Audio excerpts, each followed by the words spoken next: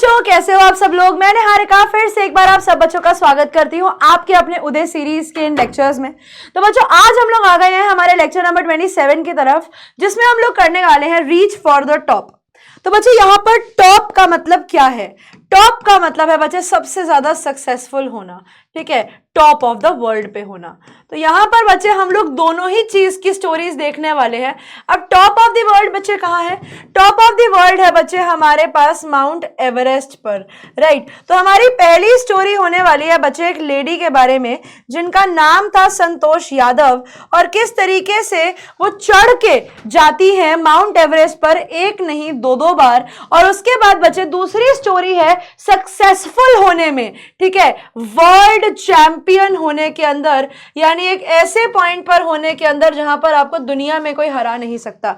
यानी देखा जाए तो इसमें हम दो स्टोरीज करने वाले हैं। एक वो स्टोरी जिसमें आप एक्चुअली वर्ल्ड के टॉप पर हो, एक ऐसा पॉइंट जिसमें आप एक्चुअली दुनिया के सबसे शिखर पर हो, और दूसरे में बच्चे आप अपने करियर के सबसे ऊपर के शिखर पर हो। उन दोनों के बेसिस के ऊपर बच्चे ये स्टोरीज होने वाली हैं। तो यहां पर बच्चे रीच फॉर द टॉप का पार्ट 1 होने वाला है संतोष यादव के बारे में। और मैंने आप लोगों को बताया है कि संतोष यादव जो थी वो पहली लेडी थी जिन्होंने हमारी कंट्री की, जिन्होंने 2 टाइम्स, ठीक है, जिन्होंने कितना टाइम, जिन्होंने 2 टाइम्स क्रॉस किया, क्लाइंब किया है, ठीक है, उन्होंने 2 टाइम्स क्लाइंब किया है। क्या? उन्होंने 2 टाइम्स क्लाइंब किया है माउंट एवरेस्ट। तो आइए बच्चों इनकी स्टोरी को देखते हैं कि बचपन से लेकर बड़े होने तक क्या हुआ। तो बच्चे यहाँ पर हमारी जो लेडी है, she was born in an affluent family. बच्चे एफ्लुएंट का मतलब होता है रिच। ये बहुत ही रिच फैमिली में पैदा हुई थी of Joniawas, a small village in the Rewari district of Haryana. ठीक है, कहां पर पैदा हुई थी? जोनियावास नाम के एक छोटे से विलेज में जो रेवाड़ी डिस्ट्रिक्ट में है, हरियाणा में। संतोष यादव दुनिया की अकेली ऐसी औरत है जिन्होंने इस माउंट एवरेस्ट को एक बार नहीं 2 बार क्लाइंब किया है, जो अपने आप में एक बहुत बड़ी बात है। क्योंकि बेटा अगर आप एक नॉर्मल ट्रैकिंग करते हो उसमें आपकी हालत सोचो कितनी खराब हो जाती है, तो माउंट एवरेस्ट जैसे उसको माउंटेन को क्लाइम करना is such a great deal. And वो एक कंजर्वेटिव सोसाइटी से आती थी, मतलब आप कह सकते हो कि एक ऑर्थोडॉक्स या फिर एक बैकवर्ड सोसाइटी से, एक ऐसी सोसाइटी से आती थी जहां पर उनकी फैमिली बहुत ही पुराने ख्यालात की थी, जहां पर सन्स को प्रेफर किया जाता था ओवर डॉटर्स। और संतोष को, लेकिन संतोष की फैमिली में संतोष को ऐसे ही वेलकम किया गया जैसे बेटों को किया जाता है। और अपनी फैमिली में वो 6th चाइल्ड और 5 भाइयों की ओनली बहन थी, ठीक है। अपने 5 भाइयों की ओनली बहन कौन थी? संतोष यादव थी। Santosh was a bit of a rebel. अब बचपन से ही संतोष जो रही है ना बच्चे, वो रिबेल रही है, यानी हमेशा से वो विद्रोही प्रवृत्ति की रही है। बचपन से ही जो भी उनके घर में रूल्स एंड रेगुलेशंस होती थी वो उनके अगेंस्ट रही हैं, क्योंकि उनको ऐसा लगता था कि उनके घर की रूल्स एंड रेगुलेशंस जो है वो उनको आगे बढ़ने का मौका नहीं दे रही हैं। एंड वो हमेशा अपने घर की कन्वेंशंस को, यानी अपने रूल्स को डिफाई करती थी, यानी हमेशा उनके अगेंस्ट बोलती थी। उनको ऐसा लगता था कि ये रूल्स जो है ये उनको आगे बढ़ने से रोकते हैं। उनको बचपन से उनकी फैमिली में बोला जाता था कि आप अपने बच्चों को अच्छे, पहले तो पहली कहानी ये कि उनकी फैमिली इतनी रिच थी कि वो चाहते तो यहां पर संतोष यादव को शहर भेज सकते थे स्कूल पढ़ने के लिए, लेकिन उन्होंने इनको स्कूल नहीं भेजा, शहर नहीं भेजा पढ़ने के लिए, जिसका मेन रीजन ये था क्योंकि उनको ये लगता था कि भैया गांव में अगर वो अपनी बेटी को बाहर पढ़ने भेजते हैं तो दुनिया पता नहीं क्या बोलेगी। उसके बाद उनकी फैमिली में वो ट्रेडिशनल कपड़े सारी लड़कियां पहनती थी, यानी सब लड़कियों को वो सूट सलवार पहनना होता था। वो उस समय पर भी वो ट्रेडिशनल कोर्स ऑफ लाइफ को फॉलो करना पसंद नहीं करती थी, तो वो अपनी मर्जी से निक्कर, शॉर्ट्स, पजामास जो उनका मन करता वो पहनकर घूमती थी। अगेन उसके बाद 16 साल की एज में उनके पेरेंटल प्रेशर था उनकी तरफ कि भैया तुम शादी कर लो, ठीक है। 16 साल की एज में उनके पापा ने बोला कि तुम जो है तुम शादी कर लो। अब इस पॉइंट ऑफ टाइम पर भी उन्होंने बोला कि भैया देखो मुझे शादी नहीं करनी है, मुझे अपनी पढ़ाई आगे पढ़नी है। लेकिन पापा ने बोला कि देख बेटा शादी तो हम तेरी करा देंगे, हम तुझे इससे आगे नहीं पढ़ा सकते। तो संतोष यादव ने बोला भी कि नहीं मुझे पढ़ना है, आप मुझे पढ़ने दो, तो उनके जब पेरेंट्स ने साफ मना किया तो यहां पर संतोष यादव क्या करती हैं, वो दिल्ली भागकर आ जाती हैं पढ़ने के लिए। ठीक है, वो कहां आ जाती हैं, वो दिल्ली आ जाती हैं पढ़ने के लिए और बोलती हैं कि मैं यहीं पढ़ूंगी और अपने आप को एक एडमिशन दिला लेती हैं एक हाई स्कूल के अंदर दिल्ली के अंदर, और उसके बाद उन्होंने बोला कि मैं यहीं पढ़ूंगी। अब यहां पर जब उनके माँ बाप ने बोला कि हम तो फीस नहीं देंगे तुम्हारी, तो संतोष यादव उन्हें यह बोलकर प्रेशराइज करती हैं कि ठीक है, अगर आपको फीस नहीं देनी है वो पूरी तरीके से आपकी मर्जी है, आप देना चाहते हो दो, नहीं देना चाहते तो मैं कहीं पे काम कर लूंगी और पैसा कमा लूंगी। जब घर वालों ने ये सुना कि अच्छा हमारी लड़की कहीं और बाहर चली जाएगी और पैसा कमा लेगी और इस तरीके से करेगी तो हमारे खानदान की, हमारी फैमिली की बहुत बदनामी होगी, तो हम अपनी डॉटर को, हम अपनी बेटी को इस तरीके से नहीं भेजेंगे। तो इसीलिए उसके पेरेंट्स जो थे उन्हें संतोष यादव के आगे हार माननी पड़ती है और हार मानने के बाद उनको बोलना पड़ता है, भेजना पड़ता है कि नहीं आपको हम दे देंगे पैसा, आपको जाना है आप स्कूल जाओ। तो इस तरीके से संतोष यादव ने, अगर सीधी उंगली से घी नहीं निकल रहा तो उंगली टेढ़ी करनी पड़ती है का बेस्ट एग्जांपल दिखाया और उसके बाद वो अपनी हायर एजुकेशन यानी अपना कॉलेज करने के लिए महारानी कॉलेज जयपुर में एडमिशन ले लेती हैं। अब जब वो महारानी कॉलेज जयपुर जाती हैं तो वहां पर उनका एक हॉस्टल था जयपुर में, वो कस्तूरबा हॉस्टल के अंदर रहती थी और वहां कस्तूरबा हॉस्टल के साथ में ही बच्चों ने अरावली हिल्स दिखती थी।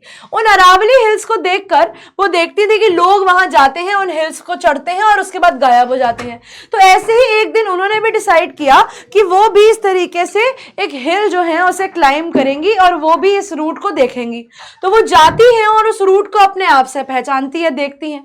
वहां पर उन अरावली हिल पर चढ़ते हुए उन्हें कुछ माउंटेनियर्स मिलते हैं और वो से पूछती है कि क्या मैं भी आपके साथ जा सकती हूं, और वो लोग उन्हें अलाउ भी करते हैं और उन्हें एनकरेज भी करते हैं कि आप आओ और हमारे साथ माउंटेनियरिंग जो है, माउंटेन क्लाइंबिंग जो है उसको प्रैक्टिस करो। तो धीरे धीरे हमारी जो संतोष यादव है उनको ये माउंटेन क्लाइंबिंग से प्यार होता गया और वो माउंटेन क्लाइंबिंग करने के लिए उन्होंने अपने कॉलेज ओवर होने से पहले ही उन्होंने अपने आप को उत्तराकाशी के एक नेहरू इंस्टीट्यूट ऑफ माउंटेनियरिंग के अंदर एनरोल करवा लिया। अब ये जो नेहरू इंस्टीट्यूट ऑफ माउंटेनियरिंग था इसके अंदर रहकर वो बहुत यहाँ पर माउंटेनियरिंग के बारे में सीखेंगी और माउंटेनियरिंग जो है वो करेंगी। एक सेकंड देना।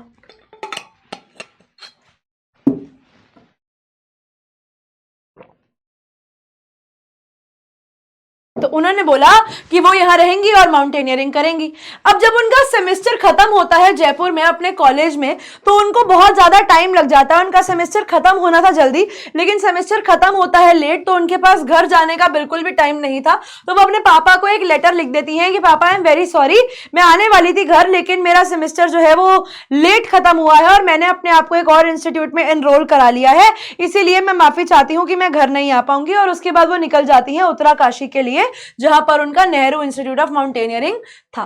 तो उन्होंने अपने पापा को एक अपोलोजाइजिंग लेटर लिख दिया कि भैया मैं बहुत सॉरी हूं कि मैं नहीं आ पा रही और मैंने आपसे परमिशन भी नहीं ली इंस्टीट्यूट ज्वाइन करने से पहले, लेकिन अब मैं जा रही हूं और वहां जाकर मैं माउंटेनियरिंग सीखूंगी।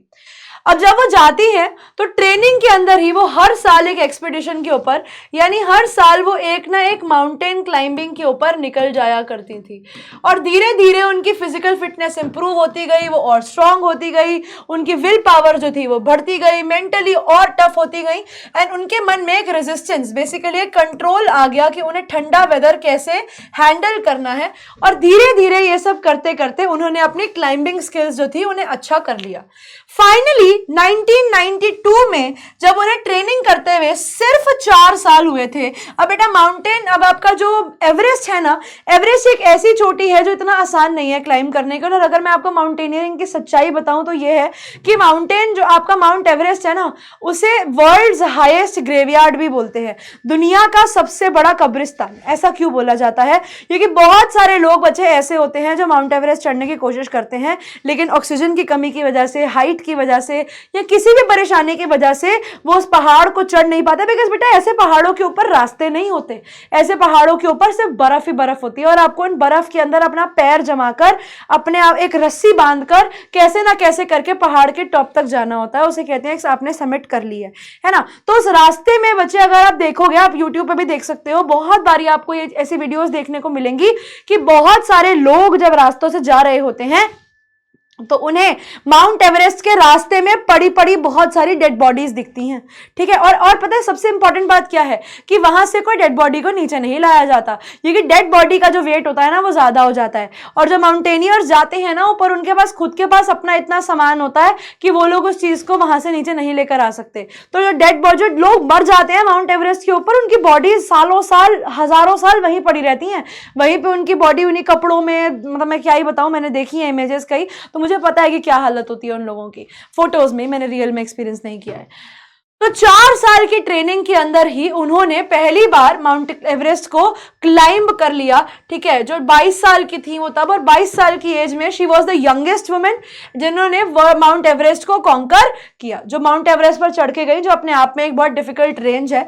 और उसके अलावा बच्चे, हमारी कंट्री के अंदर एक माँ अन्नपूर्णा करके, एक माउंट अन्नपूर्णा करके एक रेंज है, तो वो बहुत ज्यादा मुश्किल है उसको क्लाइंब करना। एक माउंटेनियर है Baljeet Kaur, I think, if I am not wrong, उन्होंने ये अभी किया था समिट थोड़ा टाइम पहले, आई थिंक हो गए 2 साल। तो actually she was declared dead but she was not dead. उनकी स्टोरी भी बहुत इंस्पायरिंग है, तो definitely go through her story also. But climbing a mountain is never ever an easy task.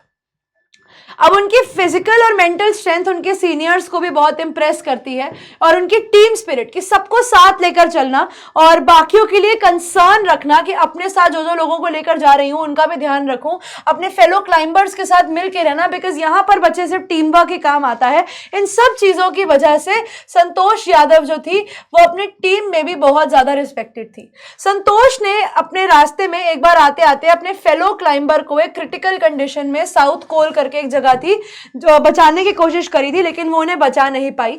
एक और इंसिडेंट के अंदर उनके साथ में ही एक उनके माउंटेनियर थे मोहन सिंह, जिनकी ऑक्सीजन खत्म हो गई थी, तो उन्होंने अपनी ऑक्सीजन उनके साथ शेयर करी थी। अब बच्चे, अगर आप बात करते हो माउंट एवरेस्ट की, तो वो 8848 मीटर के ऊपर है, if I am not wrong. तो 8848 मीटर का मतलब है कि आप सीधा 8 किलोमीटर ऊपर हो, ठीक है, 8 किलोमीटर ऊपर हो ग्राउंड लेवल से। सिंपल टर्म्स में एक्चुअली 8.8 किलोमीटर, ठीक है, 8.8 किलोमीटर आप ऊपर हो। तो आप इमेजिन कर सकते हो कि यहां पर एटमॉस्फेयर के अंदर कितना कम वो होगा, ऑक्सीजन होगा। और ऐसे टाइम पर ना ऑक्सीजन प्रॉपर ना होने की वजह से इंसानों की, लोगों की डेथ हो जाती है लैक ऑफ ऑक्सीजन की वजह से। और यहां पर जो क्लाइंबर्स होते हैं ना, उनके पास लिमिटेड अमाउंट ऑफ ऑक्सीजन होता है। उस लिमिटेड अमाउंट ऑफ ऑक्सीजन होने के बावजूद भी यहां पर संतोष यादव ने वो जो ऑक्सीजन थी वो शेयर करी अपने एक माउंटेनियर के साथ, और उनको बचा कर वो वापस नीचे लेकर आई। ये दिखाता है कि उनमें अपने साथ साथ बाकी लोगों का भी रिगार्ड करने की एक बहुत अच्छी हैबिट थी। In less than a year of scaling mount Everest, अभी साल भी पूरा नहीं हुआ था, उन्हें एक और इनविटेशन आ जाता है, एक Indo Nepalese women expedition team से कि आप वापस से हमारे साथ क्या माउंट एवरेस्ट क्लाइम करेंगी। और इस बार भी वो हाँ करती हैं, और इस बार भी वो सक्सेसफुल होती हैं माउंट एवरेस्ट को स्केल करने में। यानी अपनी लाइफ के अंदर 2 बार, 1 साल के बाद दूसरे साल फिर से वो माउंट एवरेस्ट जाती हैं और उसे क्लाइम करके दिखाती हैं। और जब वो बताती हैं कि जब मैंने यहां पर ऊपर जाकर जब अपना तिरंगा ट्राई कलर को अनफर्ल किया, वो कहती है जब मैंने इसको ओपन किया तो वो दुनिया से बाहर की एक्सपीरियंस था। वो कहती है वो एक इनडिस्क्राइबेबल प्राइड है, वो एक ऐसी खुशी है एज अ इंडियन जिसको मैं बयां नहीं कर सकती। शी सेज वो मेरे लिए out of the world moment था। वो मोमेंट कैसा था? Out of the world moment था। शी सेज ऐसा मोमेंट मैंने आज से पहले कभी भी महसूस नहीं किया था। तो मुझे वैसा लग रहा था कि जैसे पता नहीं मैंने जिंदगी में क्या ही अचीव कर लिया हो। Showing exceptional concern for the environment, जब भी वो ऊपर जाती थी किसी भी एक्सपीडिशन के लिए, वो कलेक्ट करके नीचे लेकर आती थी अप्रोक्सीमेटली जो जितना भी गार्बेज उनको मिलता था रास्तों में, पहाड़ों पे, क्योंकि लोगों का आदत है पहाड़ों को गंदा करने का। तो टोटल अगर देखा जाए तो उन्होंने जितनी बार भी माउंटेन को क्लाइंब किया और जब भी वो नीचे आई तो वो कुछ कचरा लेकर आती रही। तो टोटल 500 किलो कचरा, मायने रखता है, 500 किलो कचरा वो हिमालय से नीचे लेकर आई, जिसके लिए उन्हें अवार्ड भी मिला था, पद्मश्री अवार्ड मिला था। तो गवर्नमेंट ऑफ इंडिया ने उन्हें 2 बार माउंट एवरेस्ट स्केल करने के लिए और हमारी इन्वायरमेंट का ध्यान रखने के लिए, एक इन्वायरमेंटलिस्ट बनने के लिए उन्हें पद्मश्री दिया गया, उनकी अनपैरेलल्ड माउंटेनियरिंग फीट्स के लिए, बेसिकली उनकी अनमैच्ड माउंटेन क्लाइंबिंग स्किल्स के लिए, कि उन्होंने जो करके दिखाया है वो इससे पहले किसी ने भी नहीं किया था। ठीक है बच्चों, I hope you guys have understood this chapter. आइए देखते हैं बच्चे, in which society was Santosh born? When the birth of a son was a blessing, या where the birth of a daughter was a blessing? तो बच्चे वो एक ऐसे जनरेशन में पैदा हुई थी जहां पर बेटा होगा तो वो भैया बड़ी ब्लेसिंग की बात है। Second, Santosh has scaled mount Everest twice. उन्होंने 2 बार बच्चे माउंट एवरेस्ट जो है उसे क्लाइंब किया है। Which district of Haryana does Santosh belong? तो बच्चे वो रेवाड़ी डिस्ट्रिक्ट में पैदा हुई थी, जोनियावास। ठीक है, जोनियावास नाम का उनका विलेज था। Option c. अगला सवाल बच्चे ये रहा, Santosh left her home to get herself enrolled in Delhi. Delhi आ गई थी वो एनरोल होने के लिए हाई स्कूल के लिए। Option number B. और आखिरी सवाल, for what did Santosh train herself in Uttarkashi? Uttarkashi में रहकर उन्होंने माउंटेनियरिंग की ट्रेनिंग ली थी। तो ऑप्शन नंबर ए हमारे क्वेश्चन का सही आंसर होगा। आइए बच्चों अगली दूसरी स्टोरी देखते हैं। अब हमारी जो स्टोरी नंबर 2 है बच्चे वो एक बेसिकली एक रशियन टेनिस प्लेयर के ऊपर है। तो आप लोग लिख सकते हैं ये एक रशियन टेनिस प्लेयर के ऊपर है और इनका नाम है बच्चे मारिया शारापोवा। क्या नाम है इनका? नाम है मारिया शारापोवा।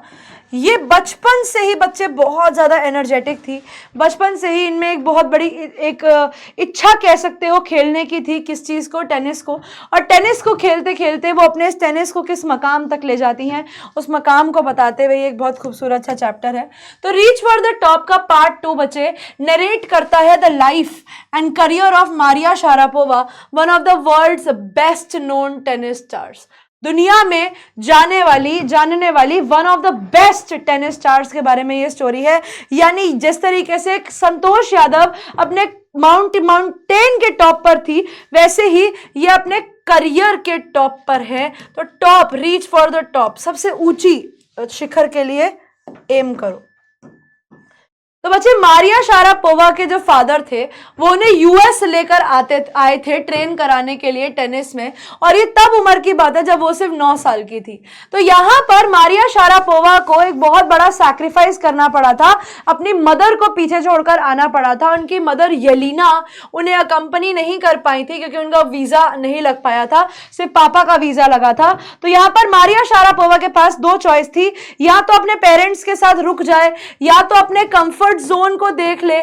ठीक है, या तो वो अपने कंफर्ट जोन को देख ले और कंफर्ट जोन देखकर जहां पर है वहीं पर रुक जाए, या फिर अपना रिस्क ले और अपने घर से बाहर निकले और घर से बाहर निकल के कुछ काम कर सके। तो उसके पापा ने डिसाइड किया कि हम लोग चले जाते हैं, आप यहीं रुक जाओ, कोई दिक्कत नहीं है, थोड़े टाइम में जब ट्रेनिंग हो जाएगी तो हम वापस आ जाएंगे। जब मारिया शारापोवा यूएस में जाती हैं तो वहां पर वो अपनी मम्मी को बहुत ज्यादा मिस करती हैं, लेकिन उन्हें पता है कि ये जो सैक्रिफाइस उन्होंने किया है ये एक इनएविटेबल पार्ट है, ये एक बहुत ही इंपॉर्टेंट पार्ट है उनकी जर्नी का। और अगर उन्होंने ये सैक्रिफाइस नहीं किया होगा या नहीं करा होता तो शायद वो अपने ड्रीम से हाथ धो बैठती। तो बेटा लेकिन यहां पर अभी तक हम इन दोनों स्टोरीज में ये देख पा रहे हैं, this story gives a very good message कि अगर आपको जिंदगी में आगे बढ़ना है तो आपको अपने कंफर्ट जोन से बाहर आना पड़ेगा। और कंफर्ट जोन से बाहर आने का मतलब ये नहीं कि घर से बाहर भाग जाओ, जैसे दोनों बच्चियां भाग गई हैं, ऐसा नहीं करना है। घर से बाहर भागने की जरूरत नहीं है, अपने कंफर्ट जोन से बाहर आओ। तब तक वहां पर कंफर्ट जोन से बाहर आकर मेहनत नहीं करोगे, कुछ अचीव नहीं कर पाओगे। अब यहां पर बच्चे अपनी मदर की सेपरेशन से तो वो फेस कर ही रही थी। उसने अपना 10th बर्थडे, ठीक है, उसने अपना 10th बर्थडे जो बड़ा ही स्पेशल डे होता है वो अपनी मदर के बिना सेलिब्रेट किया था। अब दूसरी कहानी मारिया शारापोवा के साथ ये होती है कि उनके फादर जो थे उन्होंने उन्हें एक टेनिस इंस्टीट्यूट में जाकर एनरोल करा दिया। अब उनके पापा जो दूसरी कंट्री से यहाँ पर आए हैं वो काम भी करेंगे, मेहनत भी करेंगे, अपने बच्चों के लिए पैसा भी कमाएंगे क्योंकि उसकी फीस भी भरनी है, घर भी चलाना है, काम भी करना है। तो यहाँ पर मारिया शारापोवा बताती हैं कि पहली बात तो मैं अपनी मम्मी से दूर हो गई थी, तो जो मुझे पेन फील होता था, दुख लगता था कि मैं अपनी माँ से बहुत दूर हूँ। उसके बाद जो बच्चा था वो ये भी सफर करता था कि हरासमेंट हो रही है उसके साथ, यानी जो बच्चे थे बाकी लोग उसे बुली करते थे, जबरदस्ती उसको रात को 11-11 बजे जलाकर उसको काम करते थे। दे वर वेरी इनकंसिडरेट, बड़े ही निर्दयी बच्चे थे वो, और वो उससे बड़े थे, तो इसीलिए देखा जाए तो उसकी रैगिंग होती थी। ट्रेनिंग अकेडमी में मारिया जो थी वो 8 बजे ही सोने के लिए चली जाया करती थी क्योंकि वो बहुत यंग थी। उसके फेलो जो थे वो 11 बजे आते थे और 11 बजे आकर उसको जगा देते थे और उसको बोलते थे कि चलो अब तो उठ और हमारा कमरा साफ कर। तो मारिया शारापोवा ने अपने सक्सेस को अचीव करने के लिए हरासमेंट भी फेस करी है बचपन में, क्योंकि अगर वो उस समय पे उसको ऐसा लगता होगा कि अगर मैंने इन सब चीजों के ऊपर कोई सवाल उठाया तो maybe there are chances कि मैं अपनी अपॉर्चुनिटीज खो बैठूं। तो वो चीजों को झेलती गई क्योंकि मारिया शारापोवा के लिए वो टेनिस की जो हाइट्स हैं उन्हें अचीव करना वो अर्जुन के लिए मछली की आंख जैसा है जिस तक उन्हें पहुंचना है, और जिस तक पहुंचने के लिए वो कुछ भी कर सकती थी। अब इस ट्रीटमेंट पर वो चाहती तो फ्रस्ट्रेट हो जाती, लेकिन मारिया ने इसको पॉजिटिवली लिया और इसने मेंटल स्ट्रेंथ गैदर करी कि नहीं, यही वो समय है जब मैं अपनी स्ट्रेंथ अपने आप को दिखा सकती हूँ कि ये जो बेइज्जती मेरी हो रही है, ये जो मेरे साथ गलत व्यवहार हो रहा है, ठीक है, ये जो मेरे साथ गलत बिहेवियर हो रहा है, मैं इस बिहेवियर से कुछ सीख लूं और मैं अपने आप को और स्ट्रांग कर लूं कि ये तो बहुत छोटी चीज है, दुनिया में इससे बुरी बुरी चीजें किसी के साथ भी हो सकती हैं। तो धीरे धीरे ये जो मेंटल टफनेस है, दिमागी तौर से अपने आप को प्रिपेयर रखना कि कुछ भी हो सकता है, इसकी वजह से ये उनका एक कैरेक्टरिस्टिक, ये उनके नेचर का एक बहुत इंपॉर्टेंट पार्ट बन गया।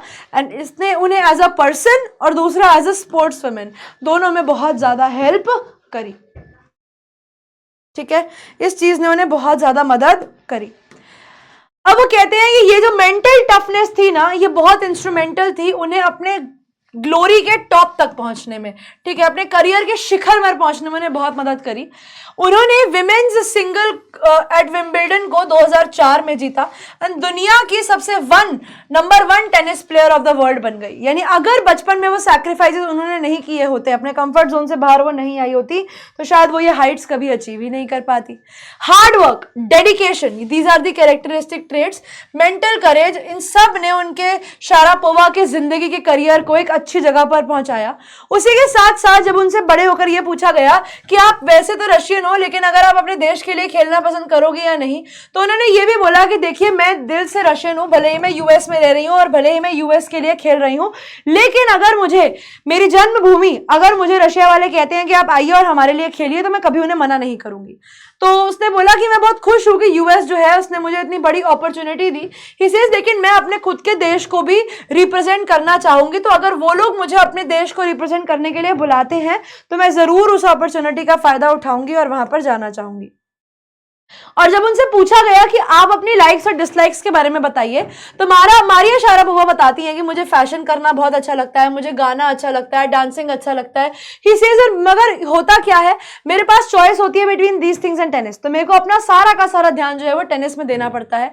शी सेज, मेरे लिए देखो, वो कहती है, अब उससे पूछा गया कि आपको टेनिस क्यों अच्छा लगता है, तो वो कहती है कि देखो मैं झूठ नहीं बोलूंगी, पैसा हर चीज की ड्राइविंग फोर्स होती है, हर इंसान मेहनत करता है पैसा कमाने के लिए। तो शी सेज, हाँ मैं मानती हूँ कि टेनिस मेरे लिए बिजनेस भी है क्योंकि उससे मैं मनी अर्न करती हूँ, ठीक है। वो कहती है कि हाँ मेरा एक बहुत बड़ा फैक्टर पैसा अर्न करना भी है और दूसरा मुझे अच्छा लगता है, ठीक है। ही सेज, और जितनी मेहनत मैं करूंगी उतना ज्यादा पैसा मैं कमाऊंगी, जितना पैसा मैं कमाऊंगी उतनी ज्यादा एनर्जी, उतनी ज्यादा एनकरेजमेंट मेरे अंदर आएगी इस काम को और ज्यादा करने की। लेकिन वो कहती हैं कि देखिए मेरा मेन एम ये है कि मैं कुछ भी करूं तो मैं सबसे बेस्ट टेनिस प्लेयर बनूं। तो ये जो एस्पिरेशन है ना, ये जो इच्छा है to grow, that willingness to grow, ठीक है, ये जो आकांक्षा है उनके मन के अंदर आगे बढ़ने की, यही उनके माइंड को गवर्न करती है और उन्हें मोटिवेट करती है और उन्हें प्रोत्साहन देती है for ceaseless effort, for stop loss effort, कि भैया विदाउट स्टॉप कॉन्टिन्यूअस कर सकते हो, कॉन्टिन्यूअस एफर्ट्स के लिए कि मैं जो कर रही हूं वो सबसे अच्छा है। और यहीं पे आकर प्रोबेबली इनकी स्टोरी भी खत्म हो जाती है। बेटा मारिया शारापोवा कहाँ से बिलोंग करती थी, तो यहाँ जाती हूँ। मारिया शारापोवा जो थी बेटा वो रशिया से बिलोंग करती थी। ऑप्शन नंबर बी आपके क्वेश्चन का सही आंसर है। अगला सवाल देखते हैं, When did Maria Sharapova get the world's number 1 position in women tennis? तो बच्चों ने 2005 में मिलता है, राइट। 2004 में 22 अगस्त को उन्हें मिल जाता है विंबलडन प्राइज, जो उन्हें टॉप टेनिस प्लेयर बना देता है वर्ल्ड का। यानी देखा जाए तो वो अपने करियर के सबसे टॉप पर यहां पर पहुंच जाती हैं। ठीक है, अगला सवाल देखते हैं। Who went to United States in America? तो बच्चे उनके फादर जाते हैं, मम्मी जो थी वीजा रिस्ट्रिक्शंस की वजह से नहीं जा पाई थी। Depressing treatment in US made Maria Sharapova tough. वो टिमिड होता है बच्चे, शाय, वो शाय नहीं हुई, लेकिन उन सब चीज़ों ने उन पे एक पॉजिटिव इम्पैक्ट दिया। कैसा इम्पैक्ट दिया? उन सब चीज़ों ने उनके ऊपर एक पॉजिटिव इम्पैक्ट दिया और उनको बिल्कुल बदल के रख दिया। ऑप्शन नंबर डी आपके क्वेश्चन का सही आंसर होगा। लास्ट सवाल बचे, मारिया इज एसोसिएटेड विद, कहां पर? सर्बिया, साइबेरिया, मॉस्को या पेरिस?